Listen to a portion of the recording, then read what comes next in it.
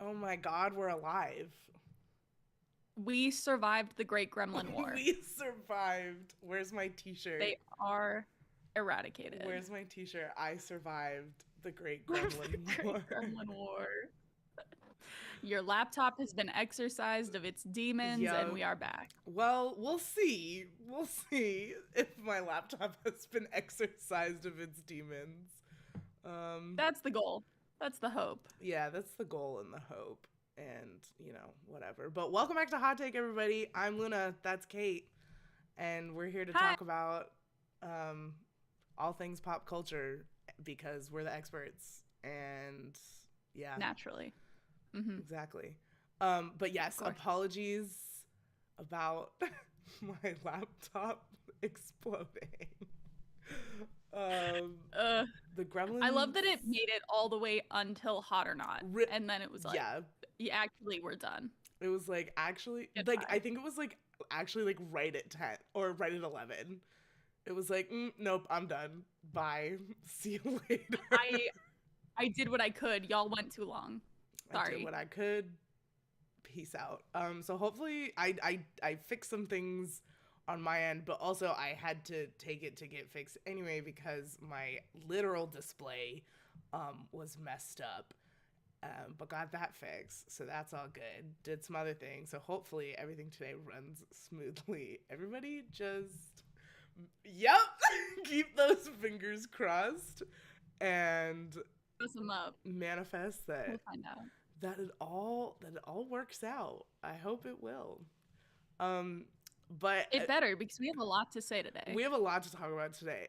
And we're not even going to get to talk about everything that we want to talk about today because that's the name of the game. Listen, there are whole shows devoted to discussing what we're discussing today, so naturally. Yeah. I'm going to give you a little gloss over. Yeah. A little review, a little take. Yeah. Real quick, before we fully dive in, Oscars, 95th Oscars, overall in general, hot or not? Hot, I think. I'll say hot. I'll say hot. I was pleasantly surprised. Yeah, I'll say hot. I'll say hot. I'll say hot. And no major drama this year, so we'll take it. Yes, I did bet that Jimmy Kimmel would make no less than 2 slap jokes, and I think he made 3. So, yeah. I am glad that they went back to having a host. I'm not. Listen. No, I don't even care if the host isn't great. I'd still rather have a host than there be no host. Interesting. Okay. Like, if you're gonna put on a show, put on a show. Sure. Otherwise, just announce the winners. Like, it doesn't need to be a big spectacle. Sure. I'm not showing up to your Hollywood school assembly to give out superlatives if there's no show. Sorry.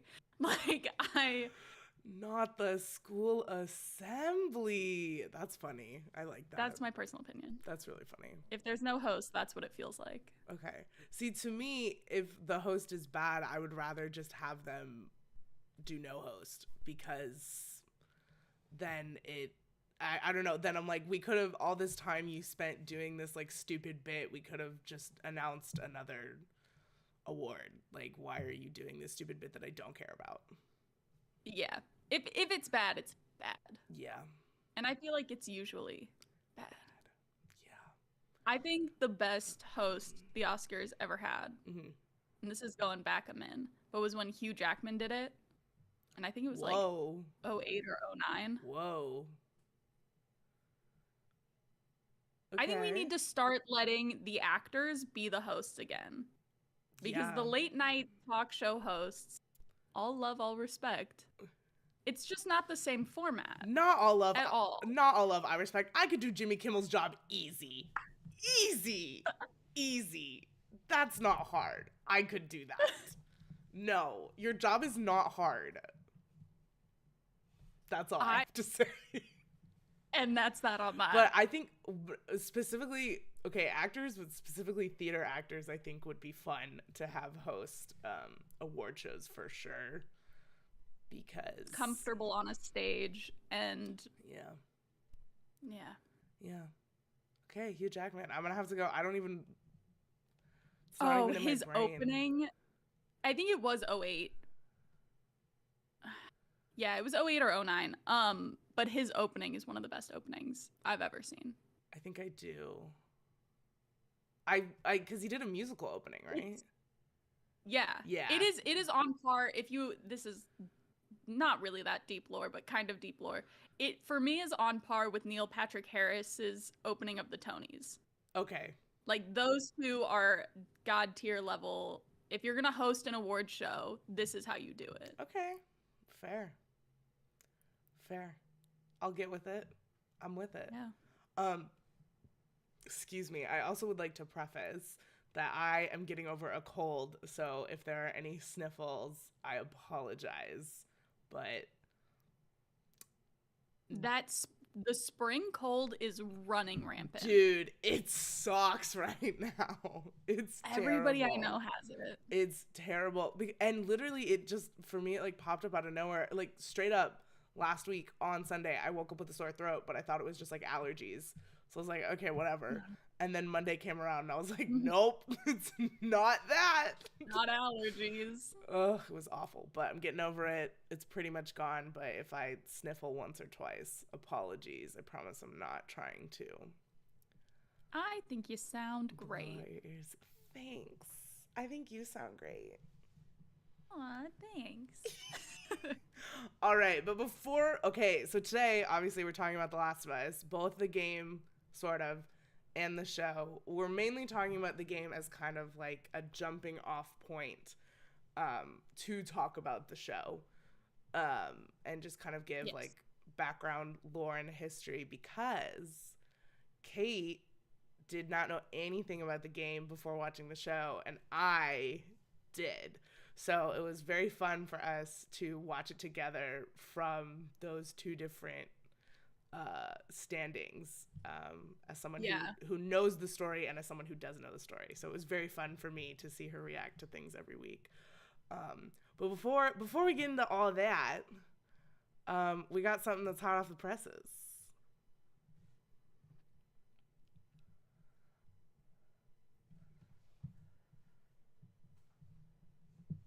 And it's hot off the presses. This is just, what, a couple of days old now? Yeah. Hot. It's hot. Nancy Meyers, it actually was a name that I did not know off the top of my head when Luna brought this one up. Mm-hmm. But Nancy Meyers, a very well-known, to everyone but me, rom-com writer, had a movie called a movie called Paris Paramount that was supposed to go up at Netflix. Yeah. And it has now been canceled just at Netflix due to budgetary constraints. And what were those budgetary constraints? She asked for $150 million, and Netflix is like, we don't want to go over $130 million.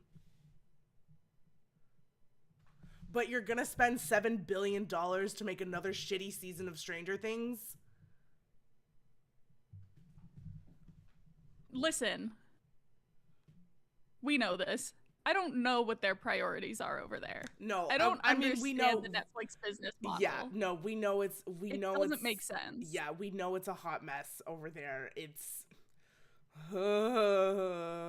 not good. But if you, like me, did not know Nancy Meyers' name, she's the writer of iconic films such as The Holiday, Something's Gotta Give, The Parent Trap, Father of the Bride.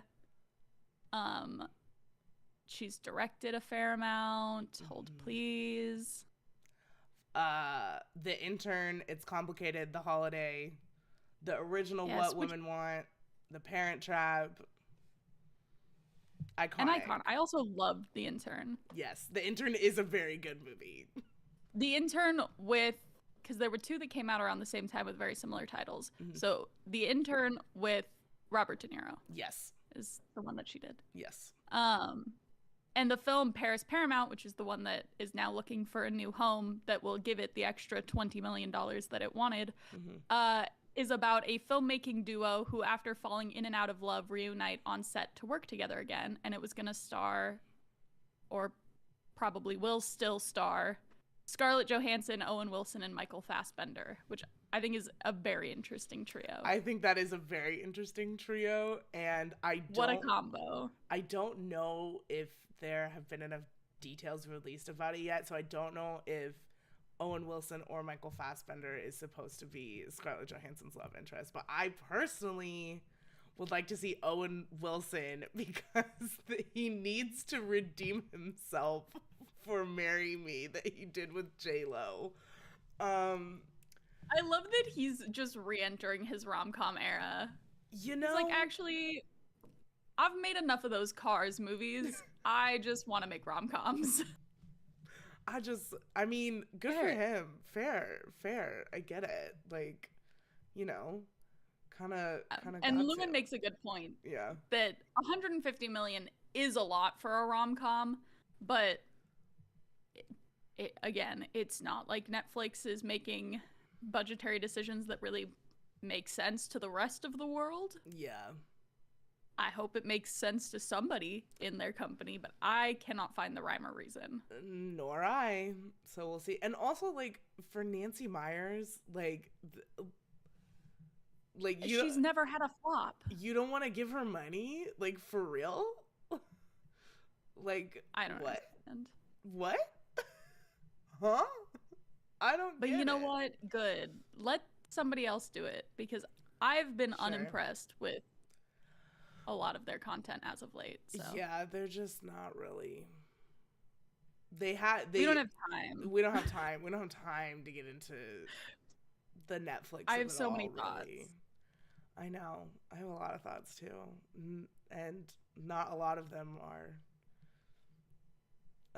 not explicit.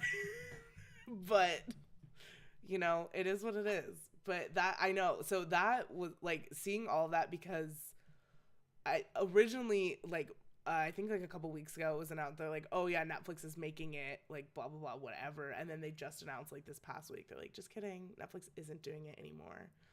And I was like, okay, sure, whatever. Give it to HBO.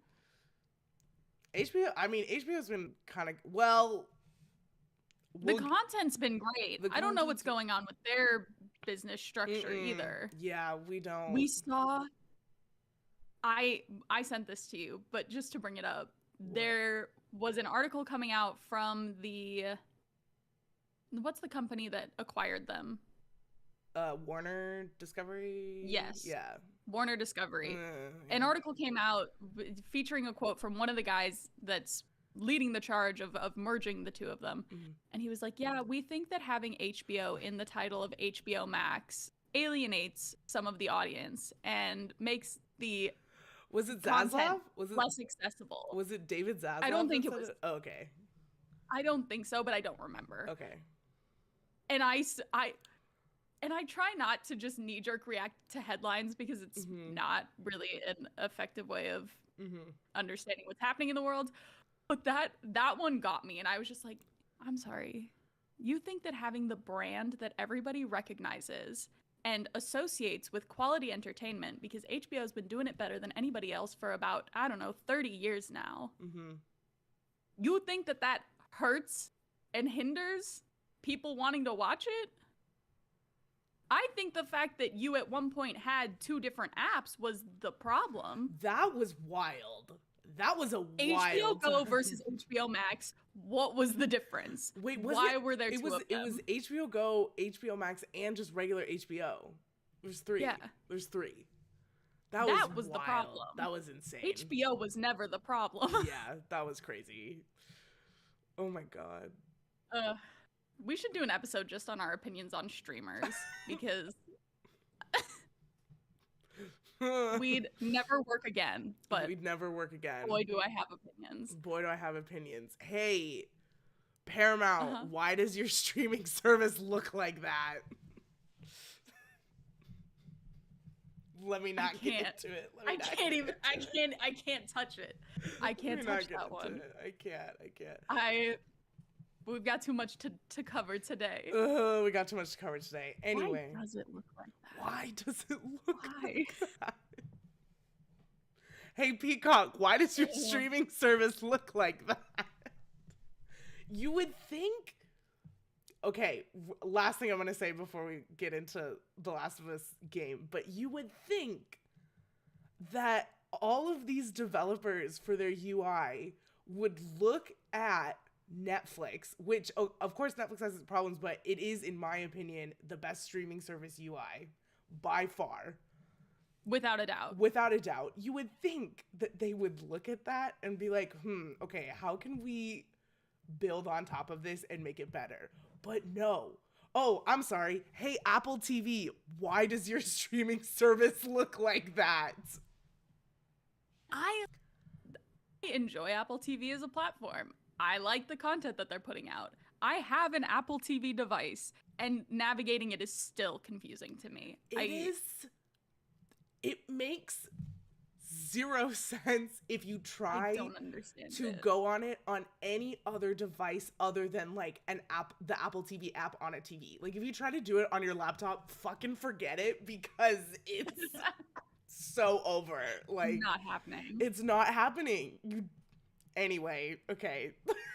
mini tangent aside. We hope that Nancy Meyers can find a new home for her film because I love to see Nancy Meyers stuff. I love to see her stuff, so I hope someone can pick it up for her. Also, the title Paris Paramount is like really cute. It is cute. I love that. I have no doubt that it'll get picked up somewhere. Yeah, I know. So I'm excited. And so with that, we're gonna head on into the warm up. And we got to do a lot of warming up for this. I mean, not necessarily a lot, but The Last of Us is a very dense story. And I think the game itself and kind of like how it came to be is like really fascinating. Because when Kate and I would be watching the show together, I would try and give like context on the show versus what happened in the game, like blah blah blah whatever, because it is and Lewin said it before in chat, but he's like, it's my favorite piece of media of all time, and it's really like it's up there. And I have to actually send Kate a playthrough of the game to watch because there's something different about being these characters and like actually playing through all these actions versus just like watching it on the TV, right? Yeah.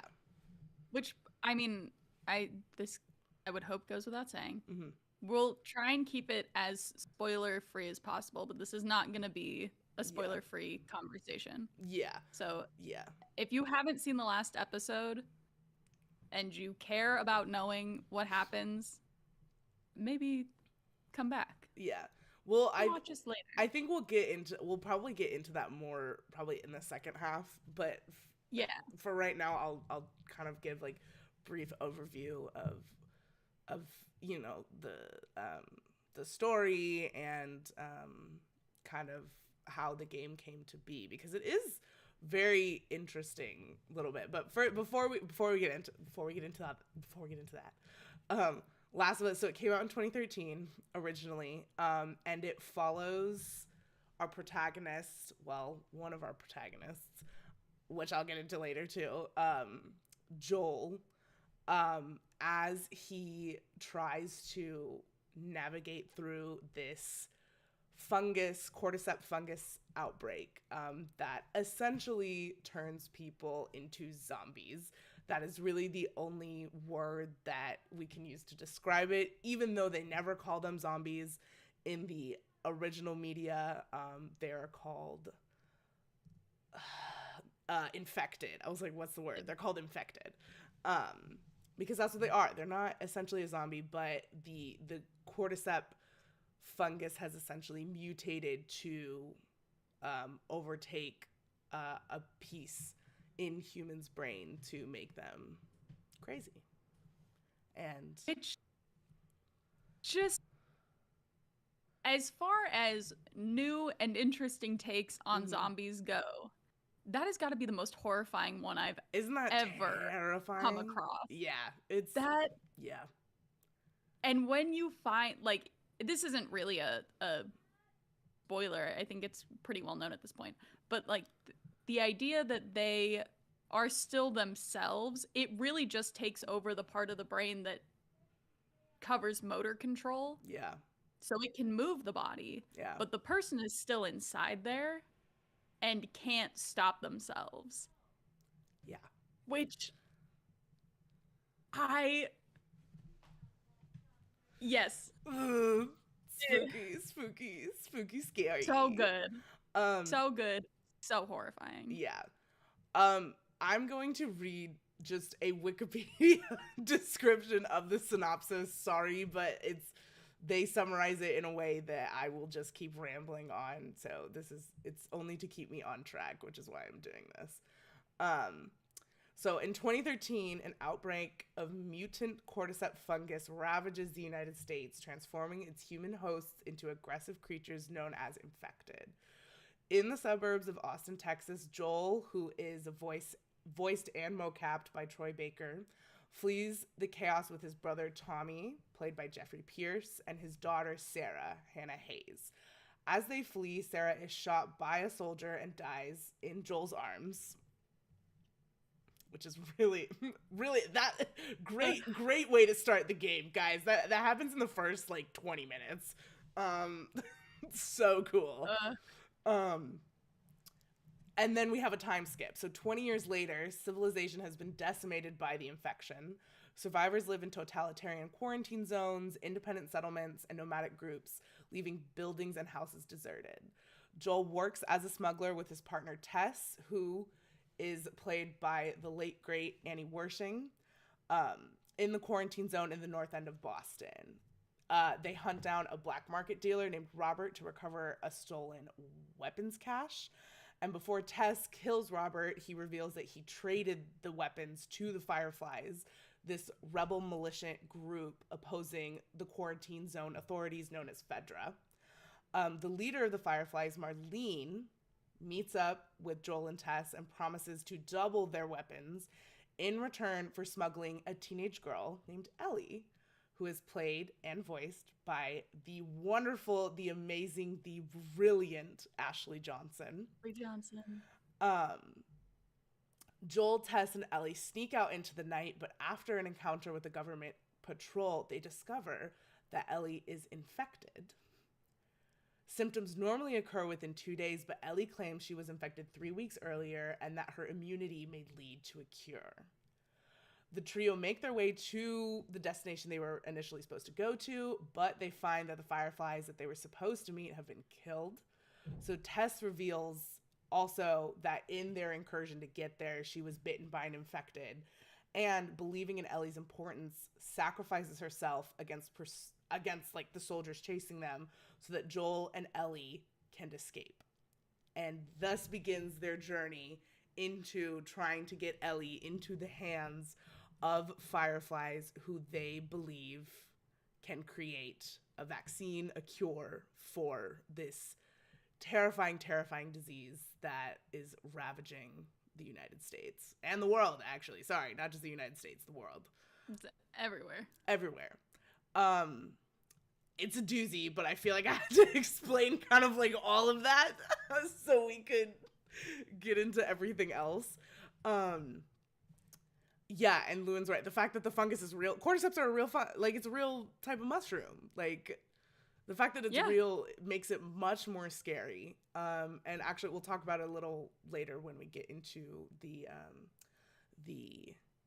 show. But they included a scene in which like scientists in the 70s are like talking about how like, what if the earth got hotter and cordyceps mutated? Like, what would happen then? Which is such a chilling way to open a TV show, for sure. One of the best cold opens I've ever seen. Yeah, it was so good. It was crazy. Also, just fun fact, cordyceps are like frequently marketed as like a superfood. Yeah. And we eat them all the time. Yeah. Or people. I don't specifically. I don't either. Yeah, but I find it interesting. 20 years in the future, we're gonna look at like the die off of the cordyceps superfood industry, and it's gonna be immediately when this show came out. Yeah, probably. Nobody's buying it anymore. I believe it. So they actually began developing the game in 2009. And Naughty Dog is the company. And I think they're most well known for the Uncharted games. And so this was, I think, their first time branching off into something else from that. I could be wrong, though, so don't quote me on that. I love video games, but I'm not the most well-versed person in video game stuff, but I try my best. And it was created, it is the brainchild of a certain man called Neil Druckmann. And he wanted to do something like kind of like Night of the Living Dead, but modernized and different, obviously. And he wanted it to be a coming of age story. Oh, yes, Lewin, thank you. Also known for Crash Bandicoot, Naughty Dog. I was just gonna say. I was like, there's one more, and I don't remember what it is right now. Thank you. In the 90s, before we were born, they were doing Crash Bandicoot. Crash Bandicoot.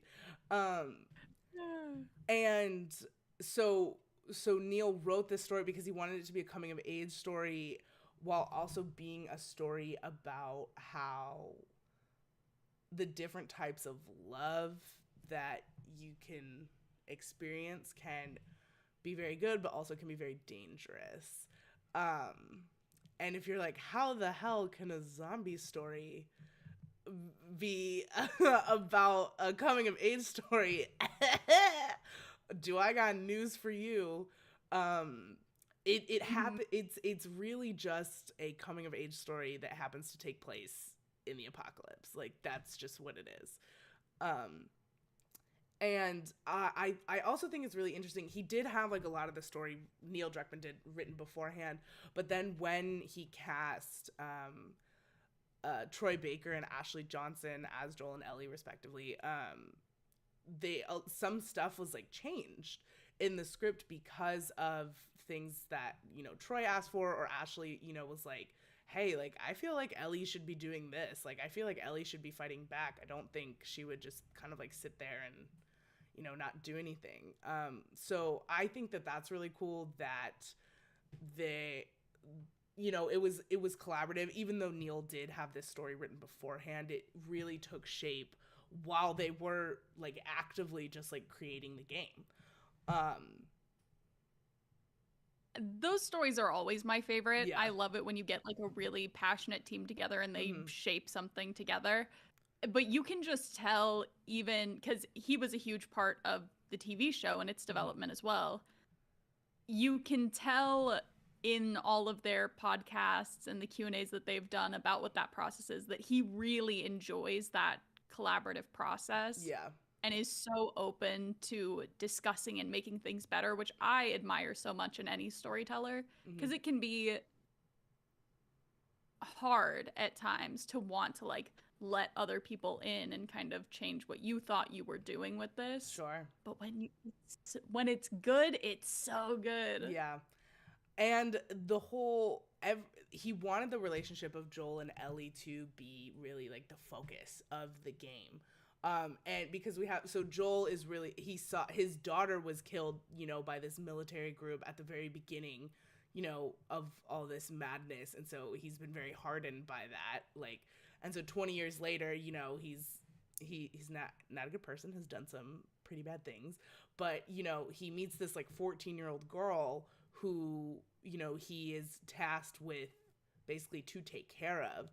And so it's a really fascinating story of the two of them kind of learning how to be there for each other and also like open up to each other in different ways, because Ellie as a character is very like spunky, you know, just very, you know, I love Ellie as a character, and she is one of, if not the best like LGBT character in video games like ever. And they did not make it subtle because Ellie is a lesbian, and it's kind of hinted at in the first one, but it is very obvious if you are not straight and can just you're like, oh, okay, I get it. Yeah. But in part 2, it is very, very obvious. It's very, there's a whole storyline about it. Anyway, but it was just so. It was very groundbreaking in 2013 for this game to be released. And especially because Ellie was kind of like the secret protagonist. All of the marketing materials that they did for the first game really showed just Joel as the protagonist, and just the character, like like person buying the video game playing as Joel.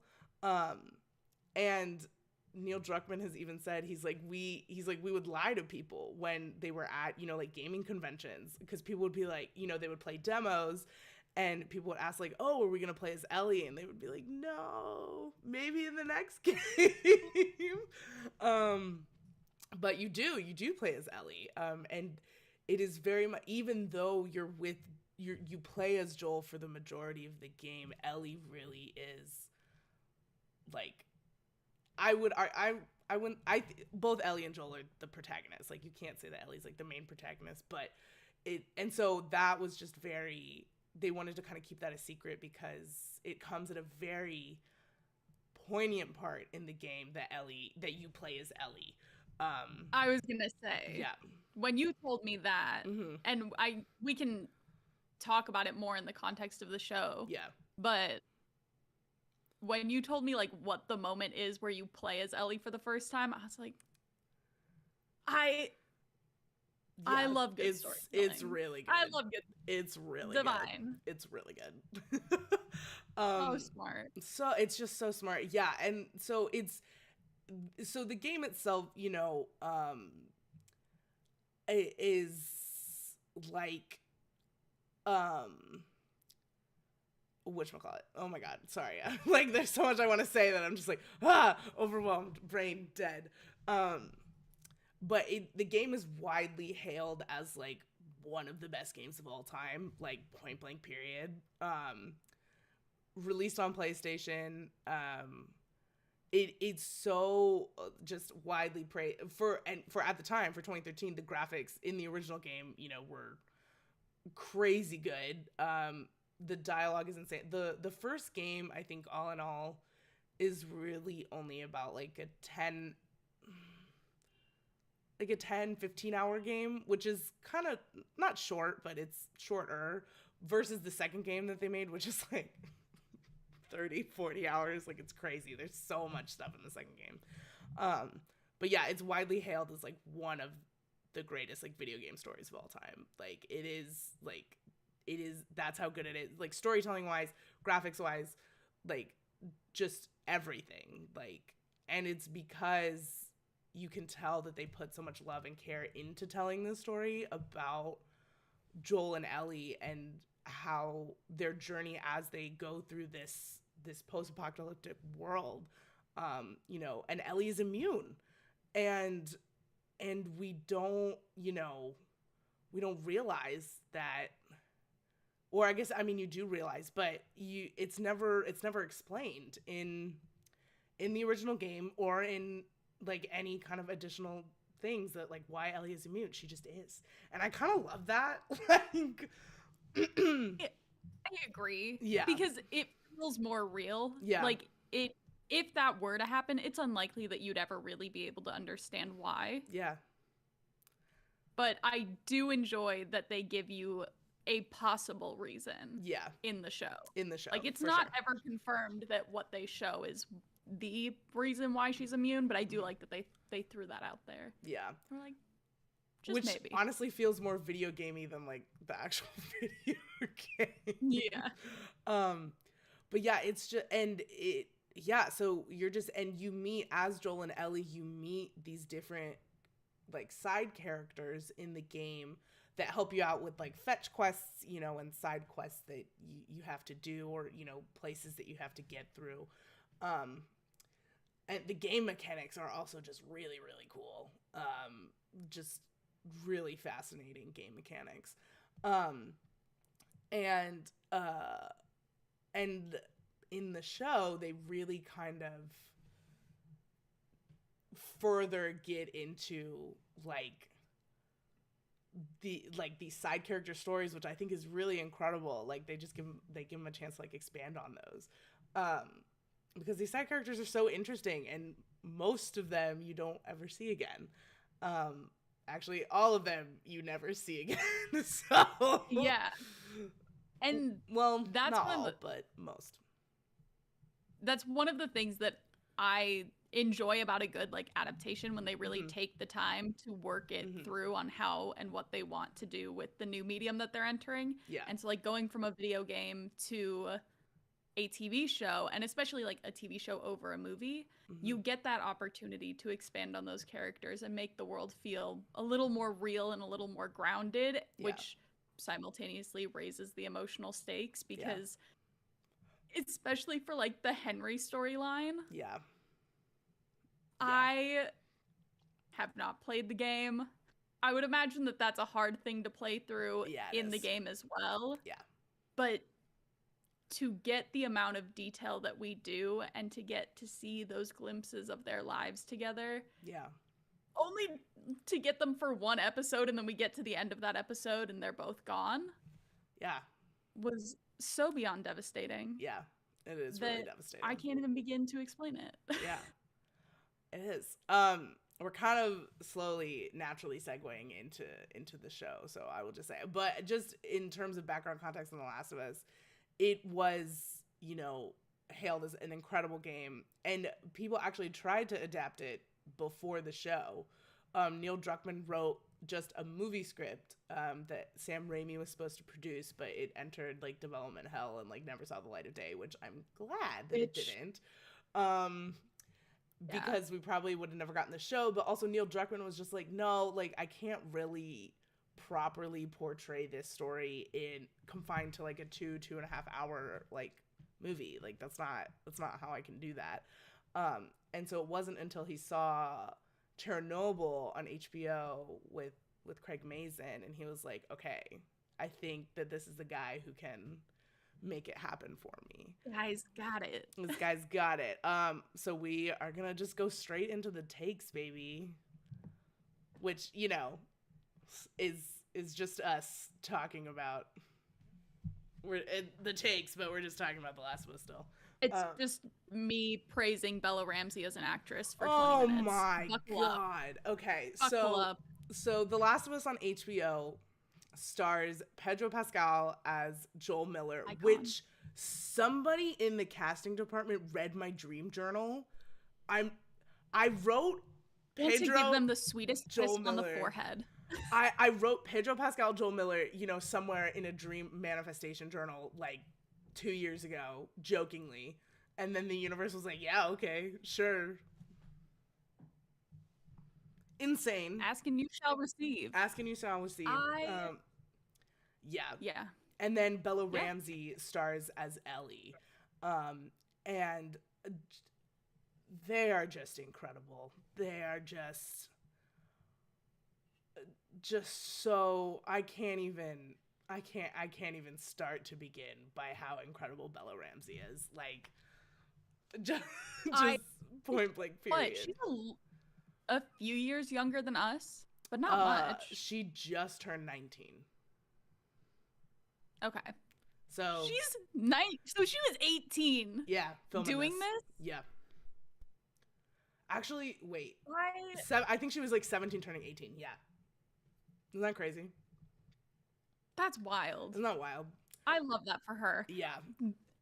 Absolutely insane performance. Yeah, insane performance. Because the thing about Ellie in the game is that is like Ashley Johnson, right? Like her face, her voice, like it's Ashley Johnson. It's so much of her is in game Ellie. And so, you know, trying to, which the same could be argued for, well, no, actually I wouldn't argue the same for game Joel, because Troy's doing a voice for game Joel. So it's not his voice, but for Ellie, like that's Ashley's voice. Like it's her. So Ashley Johnson, if you haven't seen the last episode, Ashley Johnson does a cameo as Ellie's mother, and we see her give birth.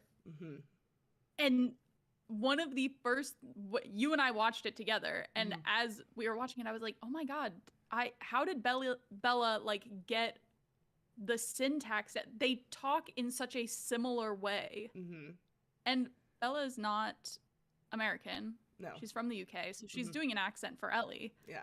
And it, prior to that moment, had not occurred to me at all that would have been like an intentional thing that she was trying to do. But when I heard it and the similarities, I was like, oh, that makes sense. I would totally understand that. And you were like, no. That's just what she sounds like. Yeah. Bella Ramsey did not watch the game, didn't play it, made a point of not consuming content that Ashley had done so that she could make it her own. And they still just find this way to be so beautifully similar. Yeah. And that's the thing is like Neil didn't want Pedro or Bella to, you know, really watch. I mean, obviously they're like, okay, like read the synopsis, blah, blah, blah, whatever. But they didn't want them to imitate or like fully emulate the game, because if that's what you wanted, just go watch a cutscene compilation. Like they're like, that's not what we're gonna do here. That's not what we want to do. We want to make this an adaptation into live action, you know, with these actors playing these characters, not these actors pretending to be Troy Baker and Ashley Johnson playing these characters. Should be. Yeah, and so the show as a whole, I do have some issues in terms of like some little detail, like minute details that they left out. Give it to us. Loon and I have talked about this. But a big choice that was made in the show versus the game. So in the game, Ellie knows Marlene, the leader of the Boston Fireflies. And Marlene has been sort of like a second parent to Ellie. Not in the way that Joel is, but in a way that she like kind of like takes care of her. And in the show, they kind of take that away entirely. She still knows who Ellie is, obviously, because she was friends with her mother, with Ellie's mom in the show, and was tasked to, you know, protect her. But in protecting her, she just sent her to Fedra School, which is the militant government that, you know, it runs the place, sort of. But so in doing that, I feel like kind of takes away a bit of the hard punch that the ending gives. Because essentially at the end of the game, spoilers, if you don't want to know what happens, there's a big thing that happens at the end of the game. I'm giving you 5 seconds to leave. 5, 4, 3, 2, 1. Okay, if you're still here, whatever. For Joel's choice at the end of the game, because Marlene is the one who stands in his way. So when we get to the end of the story, it's they find the Fireflies. You know, Ellie gets taken, blah, blah, blah. They're like, we can make a cure. We can do it. But doing so means killing Ellie. And first and foremost, watching Kate's face while we're like watching this, and as she realizes kind of like what's gonna happen, and being like because we like, go, this is bad. yeah, well, this is bad. We go through this whole journey with Joel and Ellie, and Joel, you know, at the end, he was like, you're just a piece of cargo to me, you know, at the beginning, and then at the end, they really have this bond, you know, together. Because he didn't want to get close to anyone after his daughter died. So he was like, so. And then he was like, just kidding. I have a new daughter. Yeah. I'm adopting this one. So at the end in the game, that choice of we have to save humanity, so Ellie has to die, is kind of put between both Marlene and Joel. And Marlene says, this is what she wants. She wants to be able to do this. Like, you have to. I know it sucks. You have to let her. But you have to let her. Mm-hmm. And Joel decides that he is not going to do that, and ends up basically murdering all of these. He chooses to just slaughter everybody. Yeah, slaughter everybody. He kills the doctor who would have been able to make the vaccine, and basically takes Ellie away, because he feels, as her, you know, parental figure, that he knows better than Marlene. So that was like one of the things that I was like, it doesn't really pack as hard at the end than it does in the game. I didn't know like that change. Yeah. And that does significantly change that final moment, and changes the way, because like my biggest frustration, not like gripe with the media, but just like frustration with the way that everything plays out, is that like Marlene at no point tries to talk to them both. Yeah. And be like, hey, this is what we need to do. And like, she doesn't let them make that decision. Yeah. And I think that choice makes a little more sense when she views Joel as somebody who wasn't attached to Ellie and views Ellie as like her own sort of child. Yeah. Because then she feels like, I have the right to make this decision, and I don't see why you would need to be involved at all. Yeah. Whereas the audience watching is like, that's also his child now. You have joint custody, and you should talk about this with him. And one of the things though is we see is that Ellie really Ellie got a little bit of a savior complex, just a little bit. Because if everybody you'd ever known had died at the hands of something that like you might uniquely be able to cure, I would also be a little bit like, I think I can save everybody. Yeah. Because that's the only amount of hope you've ever experienced in your life. Yeah. But she, and time again, you know, she's like, I want to do this. Like, we need to, whatever it takes, like, this is what I have to, you know, I have to save people. And there is a very, very heart-wrenching scene that they added into the show. This was not in the game, with Sam and Henry, where she tries to heal Sam, because Sam, this young boy, and his brother that Ellie and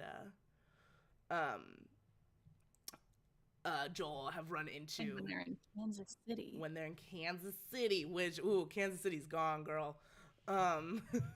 There's a scene also that they added with Infected, that basically they take over Kansas City. Kansas City's gone. R.I.P. I'm gonna be there next weekend.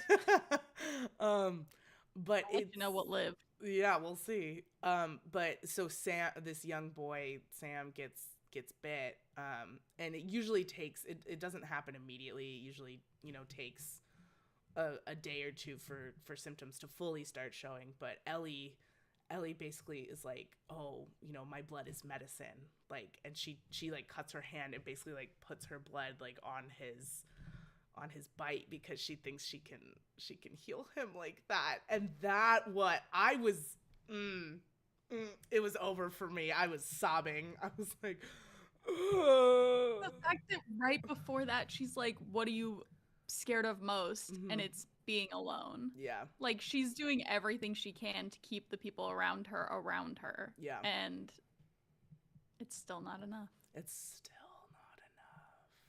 But that's the thing. Okay. And so that's the thing, is that she really wants to save people, but Joel takes that away from her. We don't have enough time. We don't. To unpack how I feel about that. I know. There's so much going on there. I know. I leave it with this. Mm-hmm. I don't know how you make that decision. Yeah. Because he really, at that point, has no one left. Mm-hmm. Well, Tommy has moved on and has started his new life. True. Which is his brother. True. And he knows that he doesn't fit into that world. Yeah. Like, you can see it when he's there. Mm-hmm. That he could go back and be there, but that's never going to be home for him. And Ellie is the closest thing he has to home. Mm-hmm.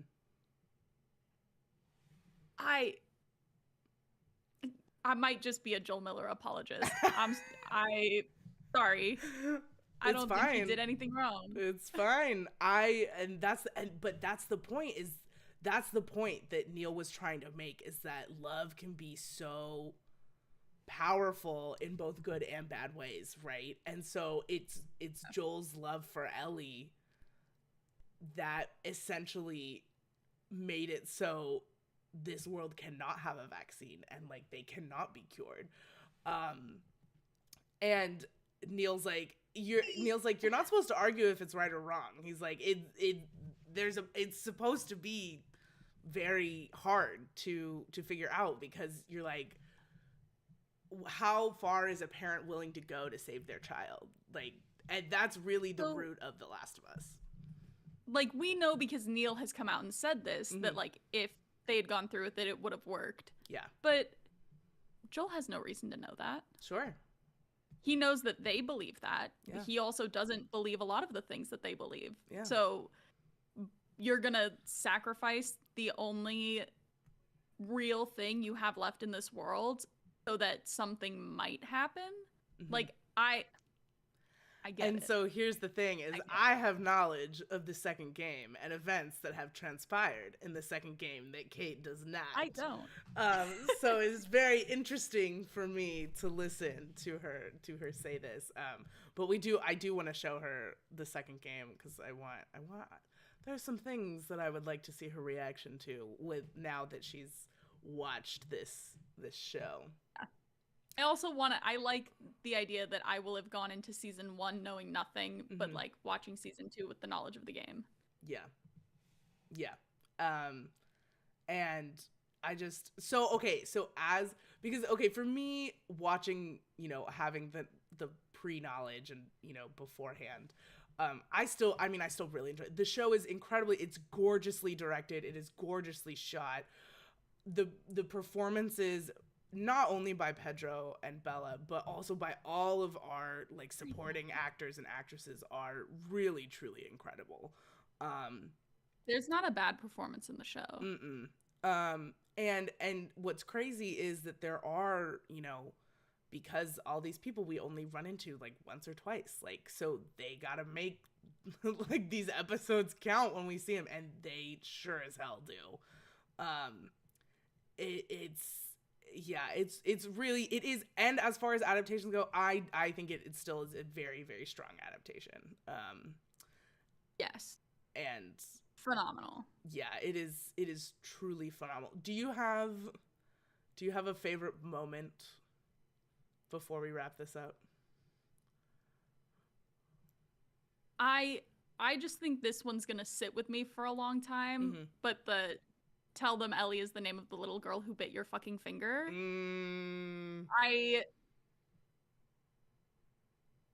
Yeah. That's a good one.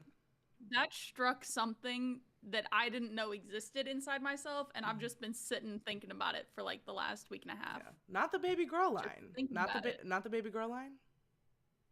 Oh, I love the baby girl line, yeah. but like, just we're at the end of the show. I can't get into it. I know. I can't. Maybe we'll do a separate like quick rant on Instagram. Who knows? Who knows? Because that moment. Yeah. It's just again a testament to Bella's performance. Just so incredible. Like. Yeah. Just. I can't wait to just watch her grow. Yeah. Like if this is where she's at 19. Hello. What the fuck? Get out of here. Hello. Get out of here. Hello. She's only gonna get better. She's only gonna get better. So excited. Last of Us is all episodes of the show are now streaming on HBO Max. If you haven't seen it and you've made it this far in the show, go watch it. Mom, it's not super scary. You can watch it, I promise. Yeah, it's really not. It's really not. It's emotionally gutting. Yeah. And honestly, that's one of the complaints is that there's not enough infected in the show.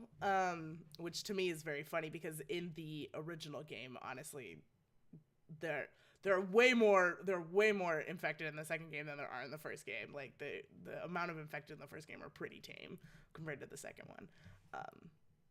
They do kind of explain that. Yeah.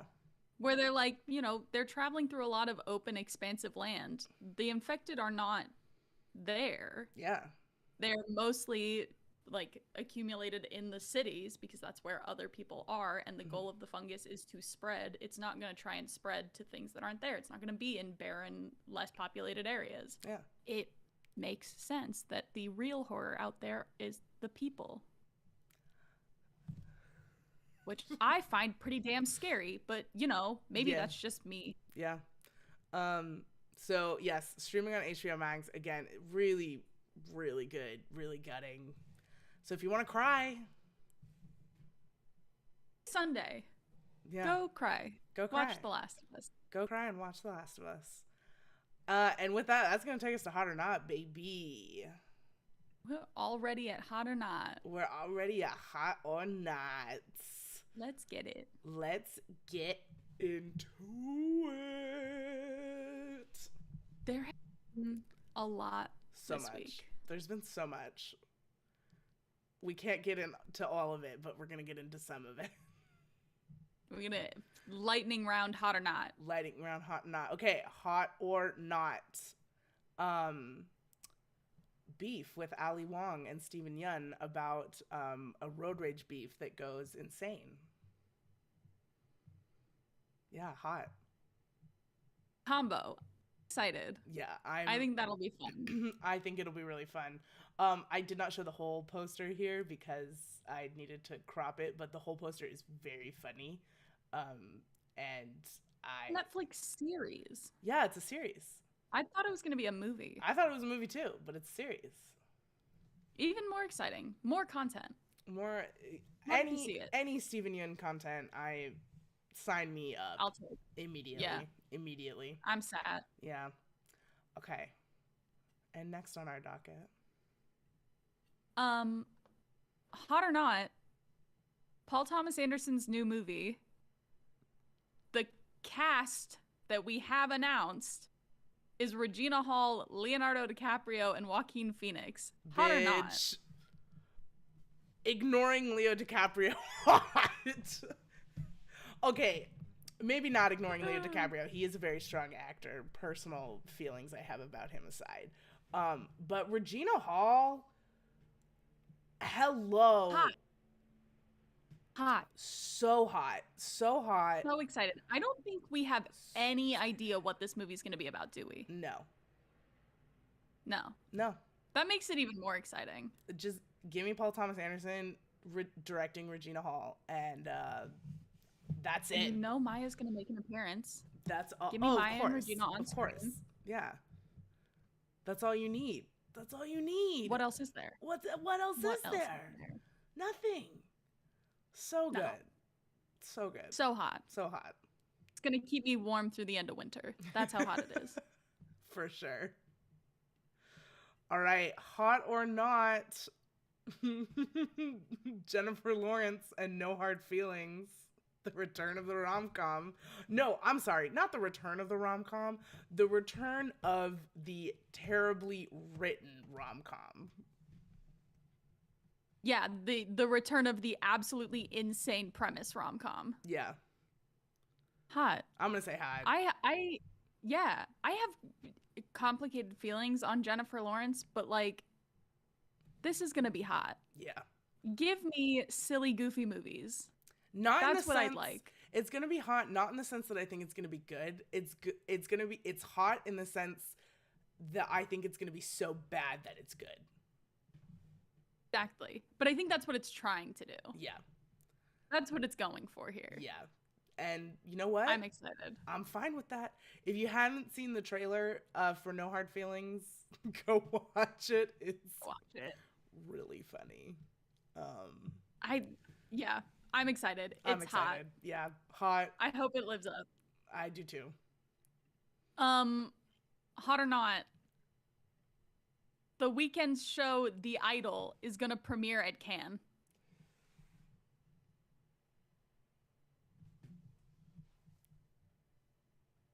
Boo. Boo.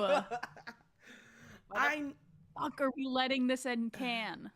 Not that I really have a lot of like respect for Cannes at this point anyway. Yeah. But still really, I know they've been doing like TV show premieres at these at festivals. Yeah. Like that's started to slowly become a thing. Mm-hmm. But the fact that this is one of the ones that's like really spearheading that change. I hate it. I hate it. I hate it so much. I hate it so much. I hate it so much. Truly, as Lewin said, Sam Levinson go away challenge. Yeah. I don't want to see it. I will not be watching it. Don't hate watch this. Don't hate watch Let it flop. Don't. Please let it flop. It doesn't look good. I know we like The Weeknd's music, but Abel been saying some shit lately. Also, do we like it that much? If you're my brother, yes. And all respect to John, but like, come on. Man. We like it that much. Not enough that we'll tolerate this. No. It's no. All right. Boo. Last but definitely not least, hot or not, Barry Keoghan joining Paul Mescal in Ridley Scott's Gladiator 2. Hot. It's hot. It's hot. It's hot. It's hot. Now here's the thing. I'm a traitor and a coward because I will beat the drum to death of fuck a legacy sequel. But in this particular instance, fuck a legacy sequel. You know what I mean? I hate you so much. I hate you Sorry. so much. Oh I'm my excited. God. I will be watching. I don't care what happens. Irish men are having their moment right now, and you know what? Yes, they should. That's fine with me. It's hot. I'm more than fine with me. Keep it going. I'm really excited, especially because I think the both of them are also just very incredible actors. Yeah. Phenomenal. Beyond the fact that it will be fun to watch, mm-hmm. It's also, I have no doubt, going to be a phenomenal story. Because Gladiator, I feel like there was a period of time where Gladiator became relegated to like dad movie status mm-hmm. because all of our dads just collectively loved that movie. Yeah. And we all watched it for whatever reason. But it is a phenomenal movie. Yeah, it is pretty good. I rewatched it recently and I was like, this is... Yeah. They did the damn thing. Yeah. Russell Crowe was killing it in this one. Yeah. So, if we're gonna do a legacy sequel, I'm not mad about it. Yeah. I'm excited, and I'm excited. I don't think Barry's officially in it yet. I think he's just in talks to be in it, but... Yeah, I'm gonna manifest it. Yeah, we'll manifest it really hard, because I just somebody need it in my pull life. out the candles. Just need it in my life really badly. And with that leads us to the end. We made it with no gremlins. destroying The my gremlins computer. are gone. They're gone. The exorcism worked. We hope.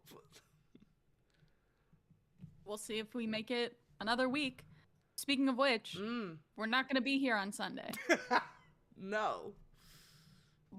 I promise we're going to have a normal schedule here one of these days. Yeah. But next week you will be celebrating a birthday. Yes.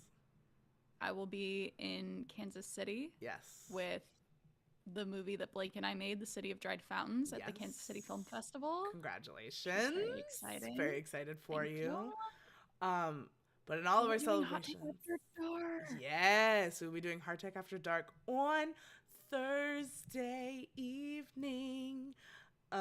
This Thursday, this the 23rd. Yes. Yes. No. 24th? 23rd.